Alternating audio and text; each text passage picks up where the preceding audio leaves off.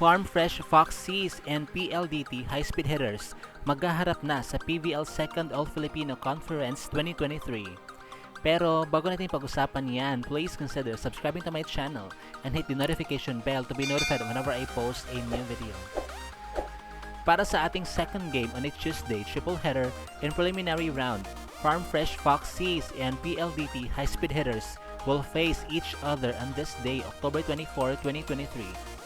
Mahalaga para sa young team na Farm Fresh na makuha ang panalong ito sapagkat meron na silang 2 talo sa liga.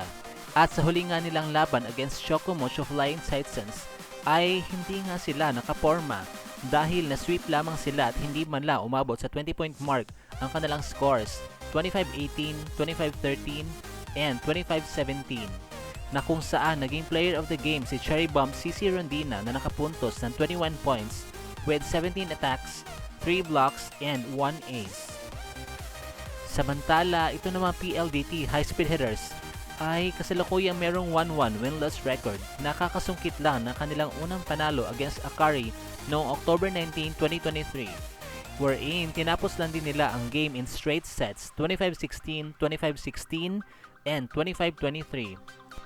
Sa third set na nga bahagyang nagising ang Power Chargers pero nabigo pa din silang pilitin na magkaroon ng extension ang game.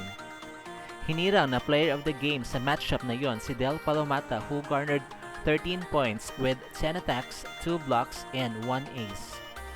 So, sa kanilang magiging paghaharap mamaya, sapat na ba ang solid floor defense ng youngsters na Farm Fresh Foxes para masungkit ang unang panalo?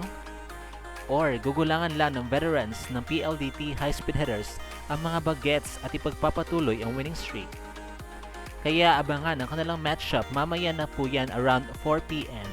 At dito na nga po nagtatapos ang ating video. Thank you so much for watching. Huwag niyo po kalimutan mag-subscribe sa aking channel to be in the know about the latest snippets with regards to Premier Volleyball League. Bye!